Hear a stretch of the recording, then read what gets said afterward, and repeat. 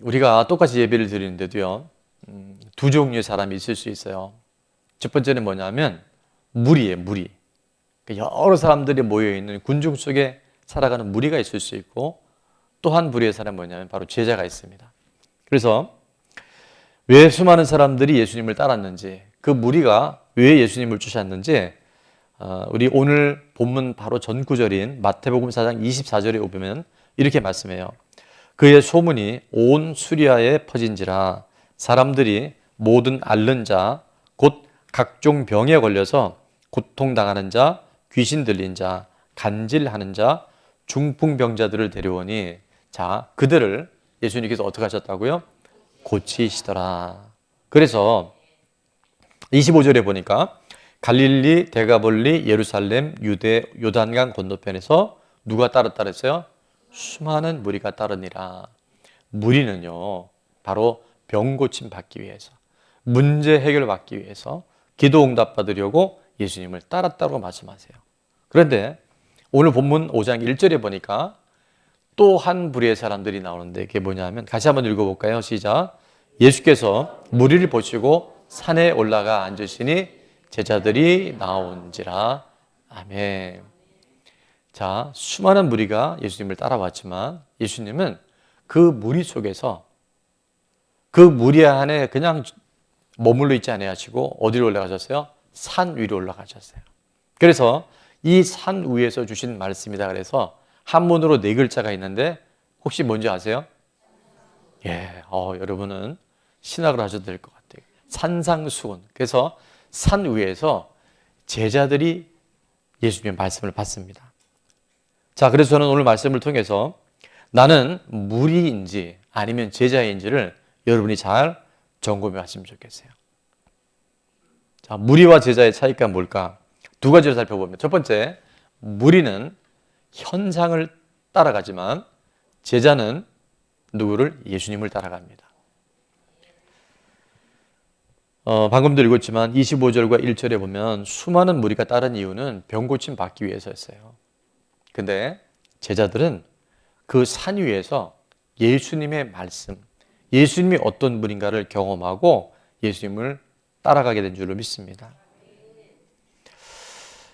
제가 예언을 하나 할 텐데, 2023년도에도 많은 하나님의 응답들이 있었잖아요. 병 고침도 받고 또 하나님 일하시는 초자연적인 역사들이 많았어요. 그러나 그럼에도 불구하고 여러분, 문제가 해결됐지만 또 다른 문제가 올까 안 올까요? 100% 옵니다. 병 고침 받았지만 또 다른 질병이 올 수 있을까요? 없을까요? 또 옵니다. 기도 응답 받았지만 또 다른 기도 제목이 있을까요? 없을까요? 언제까지? 주님 오실 때까지 있어요. 그래서 우리는 무리가 되면 아무리 그 문제가 해결되고 병 고침 받고 기도 응답이 돼도요, 또 다른 문제가 오면 우리는 여전히 거기에 눌려 살아갈 수밖에 없어요. 그것을 바로 현상을 따라가는 삶이에요. 여러분, 그럼에도 불구하고 제자는 문제가 있음에도 불구하고 문제를 통과하는, 문제를 극복할 수 있는 예수님을 따라가는 사람이 바로 제자인 줄로 믿습니다. 그래서 제가 이렇게 한번 적어봤어요. 예수님 따라가는 제자는 문제를 이길 수 있는 힘을 얻게 됩니다. 아멘. 현상 따라가지 말고 무리가 되지 말고 2024년에는 정말 제자가 돼서 예수님 따라가고 말씀 따라갈 수 있기를 주의 이름으로 축원합니다. 여러분, 기도를 잘해야 되겠더라고요. 재미있는 얘기긴 한데, 어느 한 노총각이 천사를 통해서 이런 약속을 받았대요. 내가 3가지 기도를 들어줄 텐데 기도하라고. 그래서 생각해 보니까 첫 번째는 뭐니 해도 돈이 필요합니다. 돈. 두 번째, 제가 교제할 만한 여자가 필요합니다.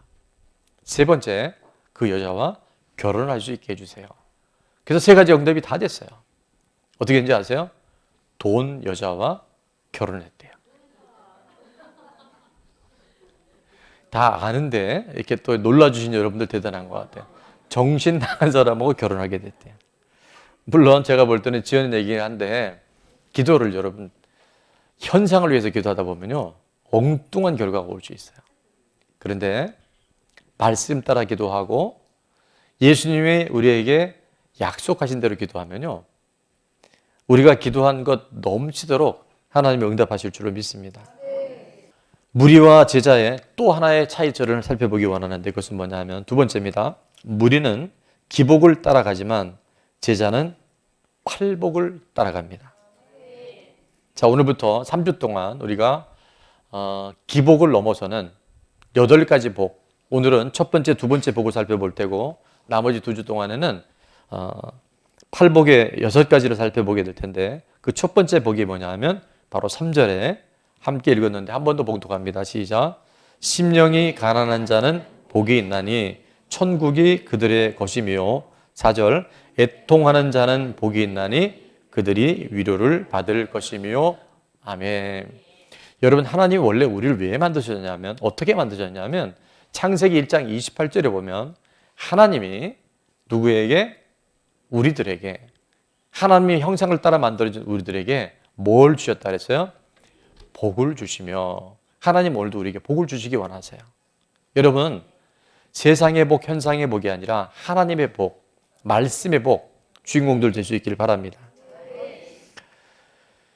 사실은 하나님 우리에게 이렇게 복을 주기 원하시는데 우리는 이 하나님의 복이 본질적인 복이고 그게 원형의 복이에요. 근데 지금은 돈이 복이다, 성공이 복이다, 세상에 내가 원하는 것 갖는 게 복이다라고 변질되어졌고 그걸 현상복이라고 이야기할 수 있어요.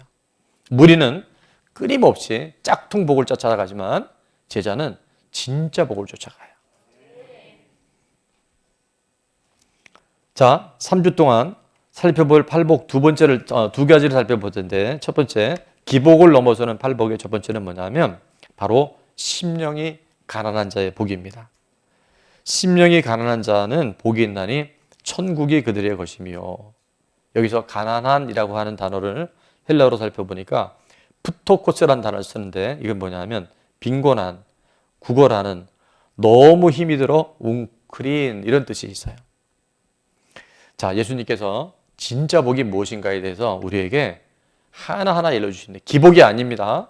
진짜 복은 바로 팔복인데 그게 뭐냐면 마음이 낮아져서 너무 힘들어서 누군가의 도움 없이는 살아갈 수 없는 그런 겸손한 마음. 다른 말로 하면 하나님의 도우심이 없이는 저는 살아갈 수 없습니다라고 하는 그 심령의 상태가 가장 복 있는 사람이라는 거예요.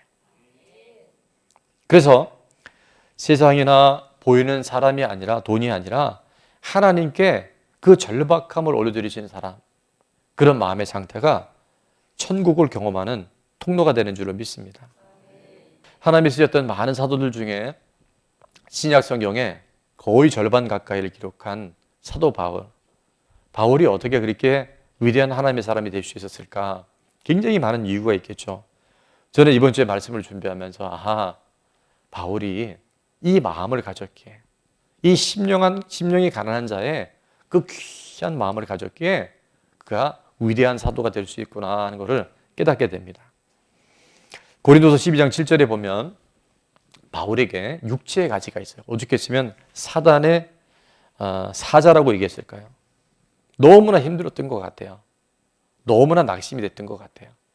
그렇게 힘있게 복음을 전하고 손수건만 갖다 얹어도 귀신이 떠나가고 질병이 낫는데, 죽은 자가 살아났는데 정작 본인에게는 어떻게 해볼 수 없는 그 마음의 상태에서 그는 8절에 이렇게 합니다. 이것이, 한번 다 같이 읽어볼까요? 시작. 이것이 내게서 떠나가게 하기 위하여 내가 3번 주께 간구하였더니, 한 번, 두 번, 세 번 이게 아니고요. 전에 말씀드렸죠. 적어도 한 40일 금식을 한 3번씩 한 거예요. 내가 몸 고치는 것도 건강해지는 것도 중요하지만 사역자가 여러분 한참 복음 전하다가 갑자기 학자들 따라 말하는 여러 가지가 있지만 안질릴 수 있다, 혹은 간질릴 수도 있다 그러는데 정확한 거는 문헌에 나와 있지 않아요. 그러나 그는 분명히 육체의 가시, 사단의 뭐라 그러죠? 사단의 사자를 할 만큼 너무나 절박한 이 상황 속에서 주님 앞에 기도했어요. 너무나 힘들어서 웅크린 모습에 주님 앞에 간구한 것을 봅니다. 심령이 가난하지 않을 수 없는 그런 상태. 누군가 이런 얘기를 했더라고요. 겸손한 사람은 없고 겸손한 환경만 있을 뿐입니다. 여러분, 우리가 살다 보면요, 실제 이런 일이 있잖아요. 지금도 이런 환경 속에 있는 분들이 우리 가운데 있어요. 그런데 이때가 절망의 때가 아니고 낙심의 때가 아니고 바로 팔복의 주인공이 될 수 있는 기회가 되는 줄 믿습니다. 사도 바울이 그 절박한 마음으로 주님 앞에 기도했을 때 하나님의 응답이 이렇게 주어지죠. 9절에 보니까 다 같이 한번 읽습니다. 시작. 나에게 이르시기를 내 은혜가 내게 족하도다. 이는 내 능력이 약한 데서 온전하여짐이라 하신지라. 그러므로 도리어 크게 기뻐함으로 나의 여러 약한 것들에 대하여 자랑하리니 이는 그리스도의 능력이 내게 머물게 하려 함이라. 여러분, 문제 응답은 내가 원하는 해결은 되지 않았는데 그런 놀랍게 하나님의 진정한 은혜가 무엇인지를 경험하고 고백하는 줄 믿습니다. 그러면서 그가 이렇게 다시 고백해요. 10절에 보니까 그러므로 내가 그리스도를 위하여 약한 것, 능욕, 궁핍, 박해, 곤고를 어떻게 한다고요? 기뻐한다는 거예요. 왜냐하면 내가 약한 그때 강함이 되시는 하나님을 내가 경험할 수 있기 때문에 정말 하나님의 도움이 없이는 살아갈 수 없다는 그 마음으로 매일 말씀에 사로잡히고 주님 앞에 기도하기 시작할 때 하나님은요, 이 땅의 것이 아니라는 거예요. 천국이 저희 것이므로 우리를 책임지실 줄로 믿습니다. 그래서 제가 이렇게 적어봤어요. 하나님이 복입니다. 말씀이 복입니다. 여러분, 이 복을 따라가야 돼요. 그때마다 여러분은 깜짝 놀라게 될 거예요. 아, 이게 진짜구나. 이게 이루어지는구나. 개척 초기에 제가 기도하는 중에 하나님이 몇 가지 그림을 주셨는데 그 중에 하나가 뭐였냐면 자석을 보여주시더라고요. 말굽 자석, 이렇게 U자로 되어 있는. 그래서 그 말굽 자석을 갖고 모래사장에 이렇게 쭉 움직이는 모습이었어요. 여러분, 자석을 모래에 움직이면 어떤 일이 있죠? 철 성분들이 다 달라붙죠. 제가 깨달음이 그거였었어요. 내가 예수님을 따라가잖아요. 예수님을 내 안에 모시잖아요. 그러면 어떤 일이냐면 필요한 모든 것이 따라와요. 여러분, 따라오는 인생이 되어야 돼요. 따라가는 인생이 되면 안 돼요. 근데 무리는요, 계속 따라다녀요. 제자는 따라오게 합니다. 예수님을 따라갈 때 세상이 따라오는 인생, 그것이 진정한 믿음의 삶이 되는 줄로 믿습니다. 사람 따라가고 돈 따라가면 사람과 돈에 붙들리지만 주님 따라가고 말씀 따라가면 모든 것이 따라옵니다. 시작!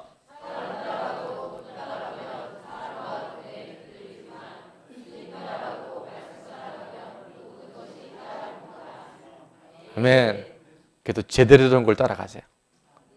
그때마다 첫째는 평안이 와요. 아직 문제가 해결되지 않아도요, 하나님이 하실 일에 대한 기대감이 와요. 그런 사람을 하나님 찾아내시고 그를 통해서 지금도 여전히 하나님 나라가 이루어지는 줄을 믿습니다. 자, 두 번째 복은 뭐냐면 바로 기복을 넘어서는 팔복의 두 번째는 애통하는 자가 복이 있어요. 왜냐하면 진정한 위로를 받을 수 있기 때문에. 애통이라는 단어를 보니까 팬데믹이 아니고 펜데오라는 단어를 쓰는데요. 슬퍼하다, 애통해하다, 애도하다 이런 뜻이 있어요. 그게 뭐냐면요, 사랑하는 가족이 죽었을 때 내가 정말 너무나 사랑하는 사람이 마지막 숨을 거뒀을 때 오는 그 마음이 바로 펜데오라는 단어를 씁니다. 그런데 이 애통은 우리 삶에 내 허물이 보여지고 내 죄가 보여지고 내 삶에 내가 이렇게 살아서 하나님 앞에 바로 서지 못한 부분들이 드러나기 시작할 때 그 애통함을 성경은 바로 위로를 받는 자라고 우리에게 말씀해 주셔요. 말씀을 준비하다 보니까 학자들 중에 이렇게 해석하는 분들이 있더라고요. 심령이 가난한 자와 애통하는 자는 한 세트다, 이런 얘기가 있어요. 이것이 따로 나눠진 것이 아니라 심령이 가난한 자가 되어져서 그 애통함, 이 모든 일들이 바로 나의 허물이었고 나의 부족함이었고 내가 하나님 앞에 바로 서지 못한 것에 대한 애통함이 있는 사람들에게는 하나님이 하늘의 능력을 우리에게 풀어줄 뿐만 아니라 진정한 위로를 우리 가운데 허락해 준 줄 믿습니다. 여러분, 수영장이나 해수욕장 같은 데 가보면 인명구조원들이 있죠. 있습니다, 가보면. 근데 그 인명구조대원들이 사람들이 물에 빠졌을 때 그들을 구조하는 중요한 원칙이 있는데요. 제가 객관식으로 냅니다. 1번 아니면 2번인데 첫 번째, 사람이 물에 빠진 즉시 가서 구해준다. 1번. 2번, 물에 빠진 사람이 적어도 2번, 3번 들어갔다 나갔다 물을 먹고 난 다음에 구조한다. 2번. 답이 뭘까요? 예, 어떻게 이렇게 잘하세요? 예, 2번입니다. 바로 건져내면 안 돼요. 자, 이게 뭘 얘기하냐면요. 내 힘이 빠져야 돼요. 내 생각이 비워져야 돼요. 그리고 하나님의 생각, 하나님의 힘이 공급되어질 때 우리 삶에는 드디어 하나님의 일하심을 보게 됩니다. 무리는 힘내라고 하지만 제자에게는 힘 빼라고 말씀하십니다. 무리는 내 힘으로 살아가지만 제자는 주님 주시는 새 힘으로 살아갑니다. 이런 사람은 성공을 해도요, 돈을 많이 벌어도요, 이 땅에서 자기가 원하는 걸 다 이뤄도요, 절대 교만하지 않더라고요. 제가 만난 정말 성공자들은요, 돈을 가졌든 권력을 가졌든 대학 교수가 되고 박사가 돼도요, 다 겸손해요. 그게 뭐냐면 하나님이 하신 걸 아는 거예요. 내가 한 게 아니라는 걸 알아요. 근데 하나님은 그런 사람을 더 높여주셔요.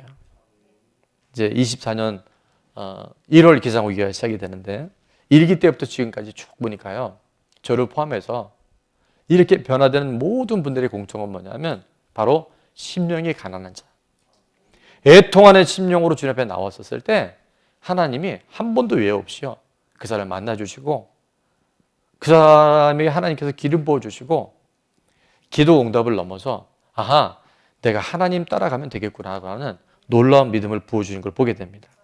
시편 107편 9절에 이렇게 말씀합니다. 한번 같이 읽어볼까요? 시작. 그가 사모하는 영혼에게 만족을 주시며 줄인 영혼에게 좋은 것으로 채워주심이로다. 아멘. 우리 남성 양육 기초가 시작이 되면서 한 달 전부터 정말 많은 사건, 사고들이 생기고 또 연말연시, 우리 성탄절 행사, 또 송구 영신 예배, 또 앞으로도 계속 진행되는 여러 가지 이제 연초 연말에 많은 일들이 있는데 또 제 친한 친구가 갑자기 뇌종양으로 지금 그 임종기를 맞고 있다는 이런 이제 이야기들 속에서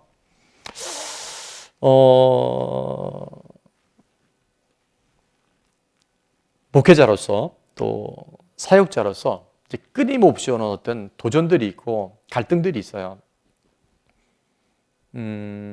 목회자로서는 당연히 그래야 되겠지만 이렇게 여러 가지 동시다발적인 상황들 속에서 돌아서면 또 말씀 준비해야 되고 또 사역이 끊임없이 내일부터는 또 5일 동안 우리 함께 주님 앞에 말씀 듣고 기도할 텐데 그런 사역들이 있으면서 어제부터 사실은 며칠전부터 제 안에 이제 좀 전조 현상이 오는 게 있어요.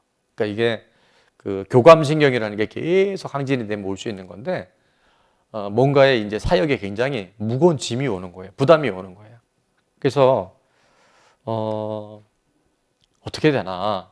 특히 어제는 굉장히 그게 많아요. 오늘 또 이제 뭐 송지사님도 온다고 그러지. 예를 들면 또 여러분 얼마나 기대가 갖고 첫 주일 예배 이렇게 오겠어요. 그러니까 이런 여러 가지들이 오는데 그때 잠깐 묵상으로 기도하는데 말씀 하나 주셨는데 그 말씀이 뭐냐면 바로 나는 죽었지. 내 안에 예수님이 사시는 거지. 그럼 예수님이 하시는 거지. 딱 이 깨달음이 그냥 말씀으로 관통이 돼버리는 거예요. 갈라디아 2장 20절 상반절에 보니까 바울의 고백입니다. 내가 그리스도와 함께 십자가에 못 박혔나니. 그러니까 나는 죽은 거예요. 예수님이 십자가에 달려 돌아가실 때 그 죽음은 바로 나의 죽음인 거예요. 나는 죽었습니다. 여러분, 여러분의 힘으로 뭘 하다가 잘 안 되면 빨리 깨달으세요. 아하, 나는 죽었지. 내 안에 예수님이 사시는 거지. 아멘? 여러분, 그 예수님이 내 안에 살아 계시면 누가 그 일을 행하셔요? 예수님이 하시는 거잖아요. 그러니까 제가 오늘 강단에 섰는데 또 다른 기름 부으심이 있어요. 이 예배 가운데요. 오늘 일부 예배 드리고 우리 세 가족이 등록하셨는데 예배 시간 내내 울었대요. 그게 사람이 울릴 수가 있는 게 아니잖아요. 또 이제 안 오신 분들은 왜 나는 눈물이 안 나지? 눈물 날 필요 없어요. 그러나 여러분, 예수님이 하시면요, 되는 거예요. 그분이 하시는 거예요. 그래서 우리는 자유할 수 있어요. 그래서 제가 얘기하잖아요. 힘이 들지만 힘을 생긴다니까요. 근데 힘이 들어 탈진하지 마시고 번아웃 하지 마시고요. 힘이 들 때 새 힘을 주시는 예수님의 은혜가 임하기를 축원합니다. 그렇게 나간 죽었다 예수님이 내 안에 사신다라고 선포하고 나니까 어떤 믿음이 주어지는지 하반절은 이렇게 말합니다. 이제 내가 같이 읽어볼까요? 시작. 이제 내가 육체 가운데 사는 것은 나를 사랑하사 나를 위하여 자기 자신을 버리신 하나님의 아들을 믿는 믿음 안에서 사는 것이라. 아멘. 나의 의인은 뭐로 산다고요? 믿음으로 살리라. 나의 의인은 믿음으로 살리라.